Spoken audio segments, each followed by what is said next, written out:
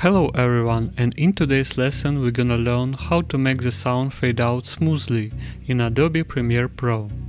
So I have prepared audio track in timeline and let's listen how it will end.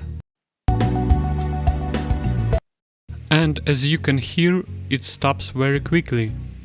Now we need to search effect that we need. Go to the effects panel.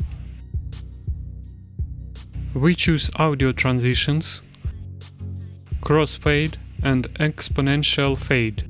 Drag it to the end of our audio track.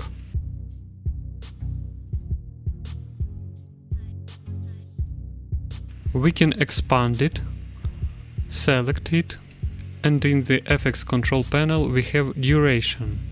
We can increase and decrease the duration. Let's make it 4 seconds, that we can hear our effect. And let's hear what we've got.